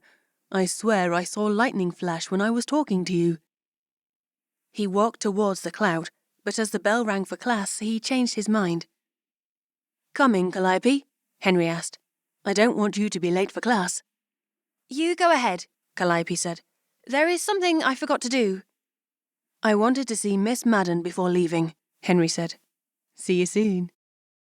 He gave a cute smile. Calliope's heart beat faster, but she smiled back this time. She waited until Henry went inside the school building before crossing her arms. She glared at the dark cloud. As she took quick, long strides to reach it, the cloud drifted further ahead. "Father, I know it's you," Calliope said. "Are you spying on us?" The cloud gave a sigh, and she heard her father's voice. "I am not spying." "Then what are you doing here?" "I thought it was a fine day for a walk." "A walk? In the mortal realm?" Calliope asked with skepticism. "As a cloud?" Okay. I was worried, and I came to see if you and your sisters were adjusting well," Zeus replied. "After the siren attack—" "That was weeks ago. We are not children, and we are doing fine, thank you," Calliope said. "No one suspects who we are, and they won't unless you keep showing up like this." "Yes, well," Zeus said, "I was only concerned." "Does Mother know you are here?" "She doesn't know, does she?" Calliope said, a mischievous glint in her eyes. "No, don't tell your mother I was here," Zeus exclaimed. "She still hasn't forgiven me for the last time." "I won't tell her if you stop spying on us." "I wasn't spying," Zeus said. "Okay, I will see you all in Mount Olympus in 2 weeks. Send my love to your sisters. And Calliope?" "Yes, Father?" "I don't like that Henry fellow," Zeus said. "He is a mortal. Stay away from him." Calliope rolled her eyes. "I will keep that in mind. Bye, Father." The dark cloud flashed with lightning before disappearing. "Oh, Father!" Calliope exclaimed and shook her head. 2 weeks now remain, Cleo thought, but to her the days went much faster now. Even though she and her sisters saw no remarkable improvements in their talents, they were happier than they had been in quite some time. Even Calliope wasn't complaining of late, though she knew Henry was the reason behind that. Might as well enjoy the time we have left in the mortal realm, Cleo thought, and smiled. Cleo saw Terpsichore come in the kitchen, looking thrilled. "You seem in a good mood, sister," Cleo said. "Yes, I am, for I did very well on my chemistry test," Terpsichore replied. "I thought for sure I would fail." "That is great," Cleo said happily. "I hope that your dancing is going as well as your chemistry class too." "My dancing?" Terpsichore asked, confused. "Don't tell me you forgot you are the muse of dance," Cleo joked. Terpsichore didn't smile. In fact, she looked like she was going to faint. "What's wrong? Are you all right?" Cleo asked, concerned. "You don't look too well." "I forgot," Terpsichore replied in a small voice. "What?" "I forgot I was the muse of dance," Terpsichore said. "I don't feel so good." "Is there anything I can do?" Cleo asked, concerned. "No, I don't think you can.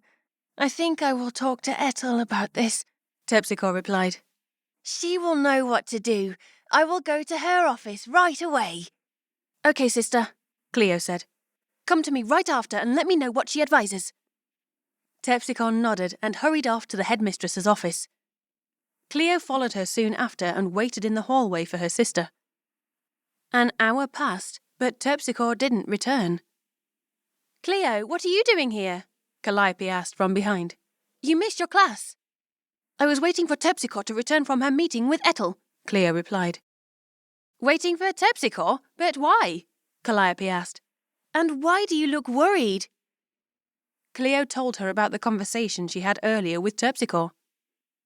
"So she went to the headmistress's office. We should go there then," Calliope said. They started for Ethel's office, but saw the headmistress coming through the doors at the end of the hallway. Her high heels echoed in the emptiness. "Headmistress Ethel, we were just coming to see you," Cleo said. "You were?" she said. "I hope everything is well." "Yes, we are fine, but Terpsichore went to see you," Cleo said. "She was unwell?"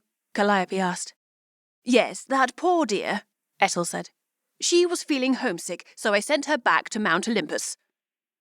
"You sent her back home?" Cleo asked, alarmed. "She didn't tell us anything." "I told her I would give you her message," Ethel replied. "I didn't want to delay her any longer than she had to. I'm sorry that you didn't get to say goodbye. I hope that is okay." "I suppose," Calliope replied, "though I would have preferred talking to her before she left." Ethel looked worried, so Cleo said, "It is okay, Headmistress Ethel. You did the right thing. We will see our sister in a few weeks anyway." Ethel seemed to brighten at her response. "Yes, you will be with her soon enough," she said. "Do you have questions?" "No, we don't," Cleo said, smiling. "How are you two feeling?" she asked. "We are well, thank you," Cleo replied. "Excellent. Come to me whenever you need me," Ethel said, smiling. "I have a meeting with the school's supervisor, so I can't stay long. Good evening to you both." Cleo smiled and waved to the headmistress as she left. Calliope looked at the back of Ethel's retreating figure with a serious expression on her face. "Was that wise?" she asked Cleo, "to send Terpsichore without meeting us?" "She thought about her health and did what she thought was best," Cleo said. "I would have liked to talk to her too, but she wasn't looking well. Perhaps she was homesick. She will get better faster at Mount Olympus." "Yes, of course," Calliope replied. "We should write a letter to Mother. You know how bad Terpsichore is with sending messages." "Okay, I will write to Mother," Cleo said. "I must confess, I miss home too. I envy Terpsichore right now." "We don't have that much time remaining in the mortal realm," Calliope said. "We'll be with her soon." "Really? Weren't you the one who couldn't stand being here for even a minute?" Cleo said, raising her eyebrows. "What made you change your mind? Was it Henry?" Calliope smiled, but didn't deny what she said. Don't forget about writing the letter to Mother, Calliope said. I won't, Cleo said. Then she added in an uncertain voice, At least, I hope I don't. Cleo forgot. By the time she remembered, other Muses had caught the mysterious homesickness too, and left for Mount Olympus. Now it was just Erato, Melpomene, Cleo, and Calliope that remained in the mortal world. Looks like we are dwindling, one by one, Melpomene said, sighing. Melpomene, that sounds so ominous, Erato exclaimed. Our sisters are well and have just left for home. So everyone tells me, Melpomene said. She paused and then added, I miss Talia's jokes. But you never laugh at them, Erato said. True, Melpomene said. But I still miss them. We have a week left, Cleo said. I know I keep saying this, but we will see our sisters soon, and Mother and Father too. Did you write that letter to Mother? Calliope said. I wonder what is taking her so long to reply. Perhaps things aren't any better at Mount Olympus. They were having trouble of some sort. Or perhaps they are having too much fun to answer back, Erato said dreamily. Will we still be allowed to perform? Melpomene asked. We haven't improved much. We can only know once we return, Calliope said. Our powers are different in the mortal realm. While her sisters were talking, Cleo kept quiet. She was trying to keep the shock from showing on her face. She forgot to write to Mother. Cleo didn't reveal this to Calliope or her other sisters, for fear of being reprimanded. She vowed to write as quickly as she reached her dorm room. I think I will go see if Mother replied, Cleo said calmly to her sisters. They nodded, and she left for her room. It was good they didn't catch my lie, Cleo thought. Let me rectify my mistake at once, before they find out. She reached for her quill on the desk, but was surprised to see a messenger pigeon waiting for her in her window. The pigeon stuck out its leg, and Cleo grabbed the note attached to it. It was a letter from her mother. Thank heavens, Cleo said out loud. Now I don't have to worry about my mistake. Dear Cleo, time barely passes when you are immortal, but these last few weeks seem to drag on. I cannot wait to see the beautiful faces of my children again here at our home. Send my love to all of your sisters. Your father and I await all of your return to Mount Olympus, and to see what you have learned in the mortal realm. My 9 darling daughters will be in my arms again. Stay safe, my loves. Your mother, Mnemosyne. Cleo's fear reached a crescendo. Mother made no mention of her sisters being in Mount Olympus. Where were they? Where had her sisters gone? Chapter 8. Lessons Learned. Cleo rushed to tell her sisters about the letter, but she only found Calliope alone in the kitchen. Where's Erato and Melpomene? Cleo asked. I was going to ask you the same thing, Calliope said. I thought they were with you. The shock was too much for Cleo. She slumped in the nearest chair. Erato and Melpomene were missing now too. What's wrong? Calliope asked, seeing her sister's reaction. You were right, Calliope, Cleo said. We should have been ready. Ready about what? Calliope asked. What happened? Cleo told her about their mother's letter. Mother didn't mention their return, Calliope said, stunned. Then where are they? I don't know, Calliope, but I have a bad feeling about this. We need to hurry and tell Ethel, Cleo said. But first, we should look for Erato and Melpomene. Calliope nodded her head. They searched for their sisters, but they were nowhere in school. They searched their classes. They searched the library, cafeteria, gymnasium. They even searched the auditorium, but they were nowhere in the building. They could be in Ethel's office, Cleo suggested. The Muses quickly ran towards her office. The door was open, so Calliope and Cleo walked in. Ethel's office was empty, but it seemed she had left in a hurry. Papers were strewn everywhere, and she even left her golden water bottle behind. Where did she go? Calliope said. Maybe she will return soon, Cleo said, uncertain. She looked at the plaque with Ethel's name. Cleo formed a habit of playing with words whenever she was nervous. Her mind played with the headmistress's name. She rearranged the letters and found another name. No, Cleo thought to herself. It can't be. Cleo, look at this, Calliope said, and Cleo looked up. Calliope was standing near an open cabinet. Inside were Talia's staff, Melpomene's mask, and Euterpe's flute, the things Ethel confiscated the first day. They were all broken. Who did this? Calliope asked. And why? I think I know, Cleo said grimly. What do you know? Calliope asked. What is it, Cleo? Do you remember the mortal game called Scrabble? She asked, where you rearrange letters to form new words? Yes, why are you thinking of that now? Because it gave me a clue, Cleo replied. I think I've solved who it is, the entity behind it all.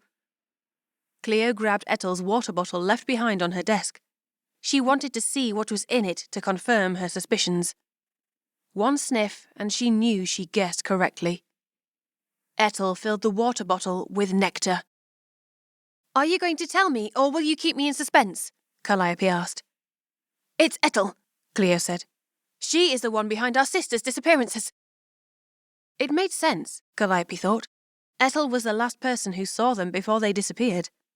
Why hadn't she suspected her sooner? What are you doing now? Cleo scribbled on a piece of paper while Calliope looked on, aghast. Now is the time for action, Cleo, not more record-keeping, Calliope said, shaking her head. If you haven't noticed, we have a dangerous foe lurking around and our sisters are missing. I know all that, Cleo said calmly. I am sending for help. Cleo tore a piece of paper she was writing on and folded it. She then blew a whistle, and the messenger pigeon showed up. Cleo quickly tied the note to its leg. Upon seeing Calliope, the pigeon startled and then quickly flew away, not looking back. Hey, isn't that... Yes, it's the same nymph you turned into a pigeon, Cleo said, interrupting. When will you turn him back? Calliope stayed silent. You are still mad at him? Cleo asked.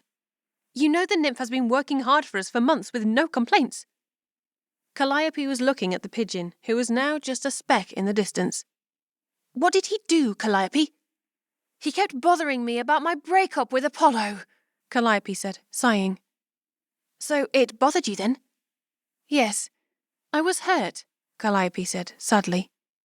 It hurt more when Apollo got a girlfriend within a few days. The nymph was teasing me about that. Cleo got quiet. In that case, you could keep him a pigeon a little while longer, she replied. No one can tease my sister like that. Calliope looked at her, stunned, and Cleo gave her a wink.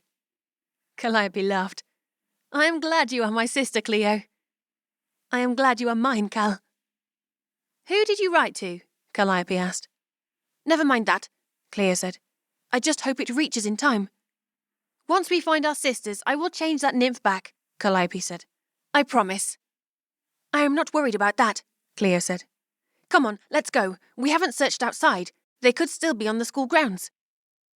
Calliope nodded. They met Henry on the way out.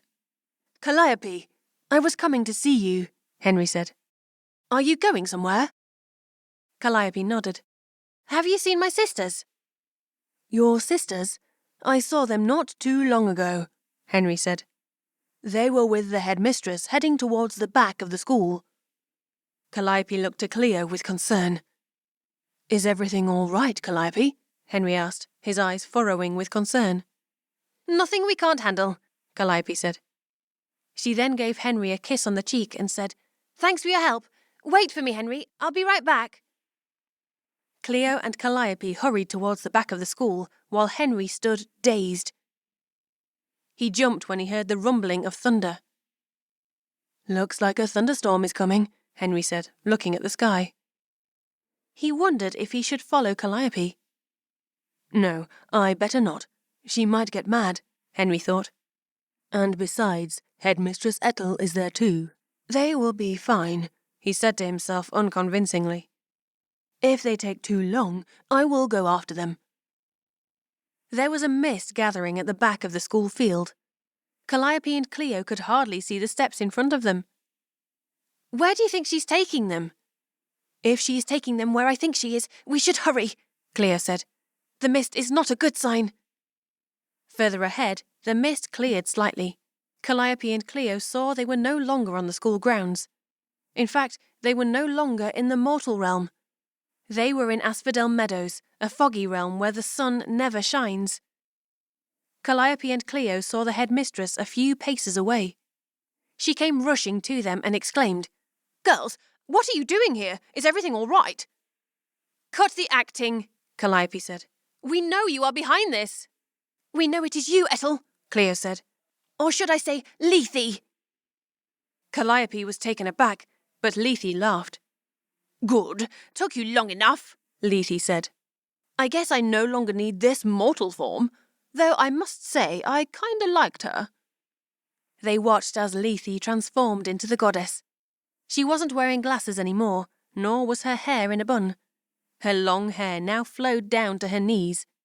Her skin had the immortal glow, and she wore a dress made of mists. "It's Lethe, the goddess of forgetfulness and oblivion," Calliope thought. "The antithesis to her mother, the goddess of memory."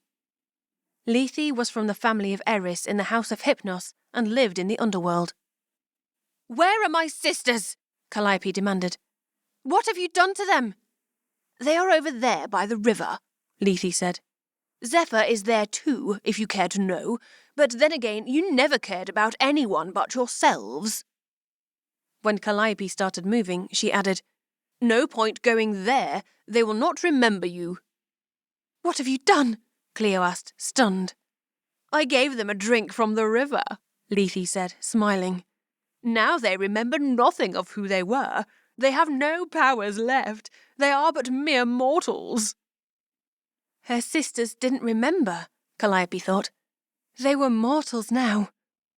Lethe's voice echoed in her head. "Why?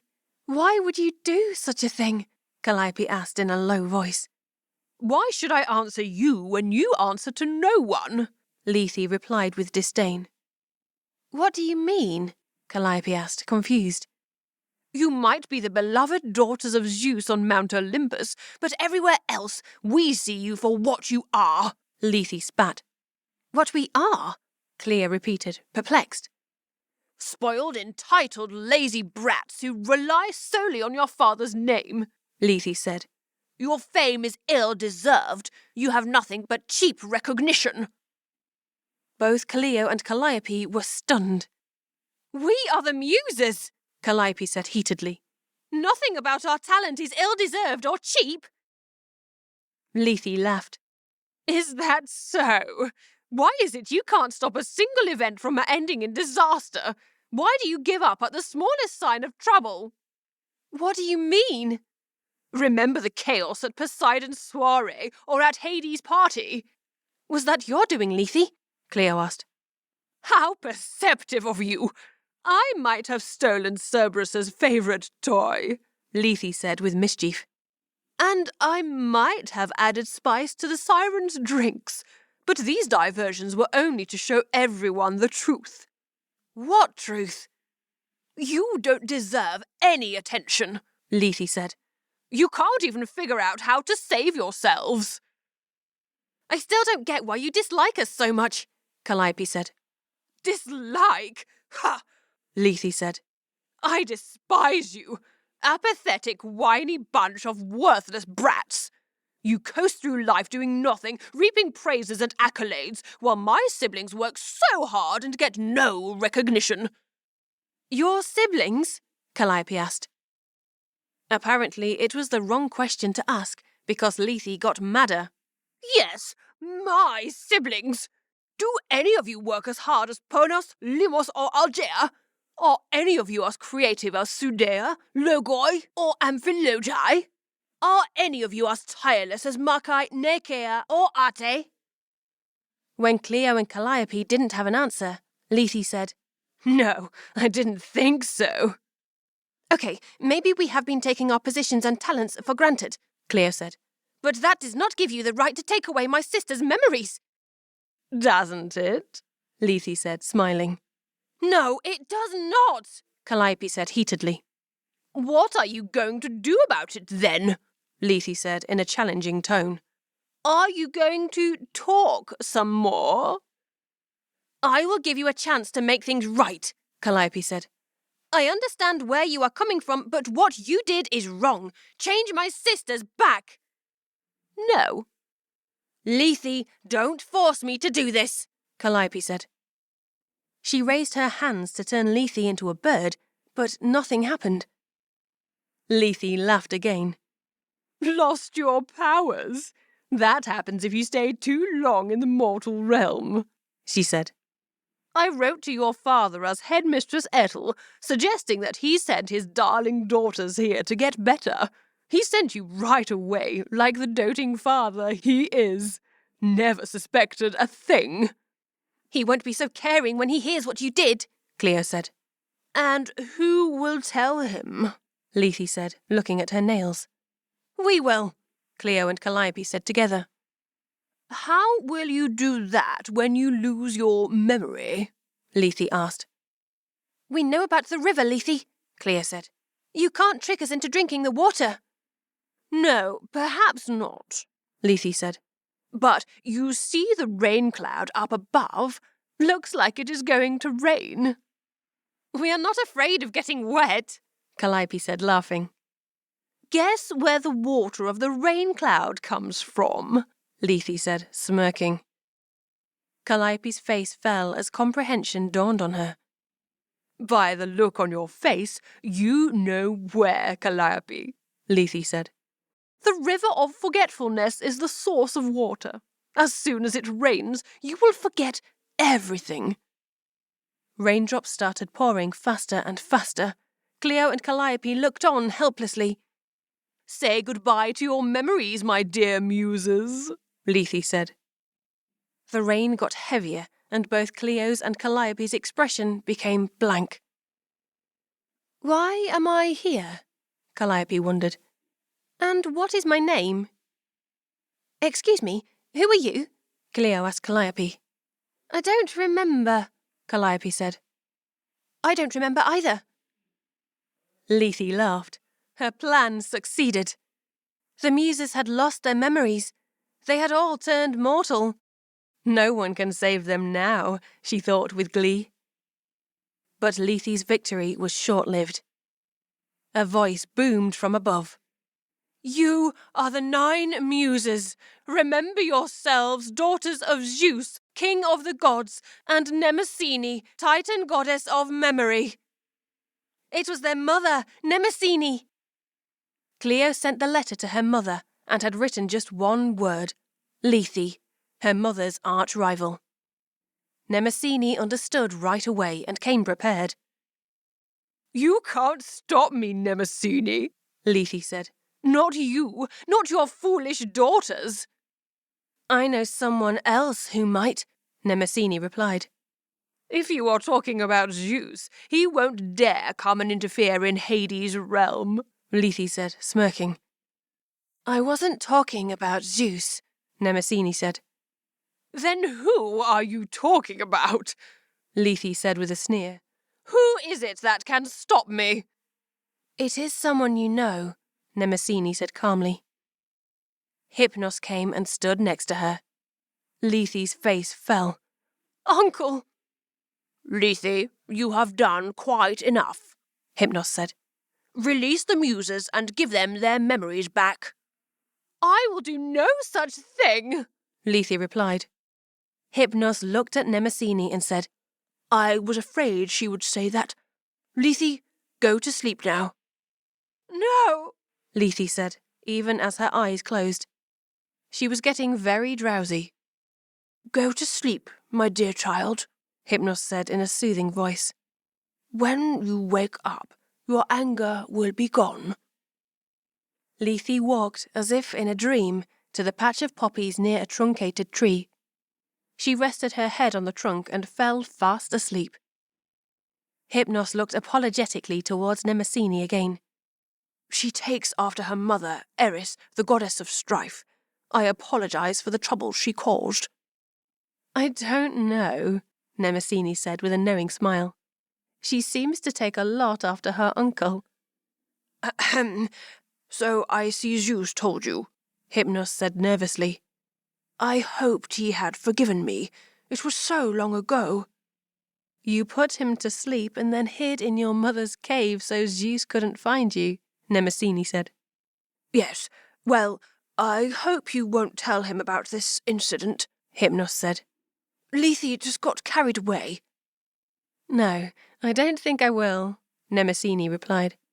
But make sure it doesn't happen again, she said with a warning. I won't. I will make sure of it, Hypnos promised. Since it stopped raining, the effects of the water wore off quickly for both Cleo and Calliope. Cleo remembered what happened, and she ran up to her mother. What will happen to our sisters? Cleo said, crying. They drank from the river of forgetfulness. Now their memories are gone forever. They have become mortals. Don't cry, my dearest child, Mnemosyne said, smiling. You forget who your mother is. Mnemosyne raised her hands in the air, and a small fountain erupted from the ground. It flowed and flowed until it formed a small pool around a nearby white poplar tree. Bring Zephyr and your sisters here to me, Mnemosyne said. Cleo and Calliope brought their sisters, who followed them even if they didn't recognize who they were. Zephyr followed them back too. They all seemed to be a shadow of their former selves. They moved slowly and couldn't seem to remember anything. You have a funny name, Calliope, Euterpe said. It's too long. Calliope. I will just call you Cal. Are you two sisters? Erato asked. I wish I had a sister. Me too, Talia said, sighing. It would be so much fun. I don't have one either, Melpomene said. I don't know if I should feel sad about that.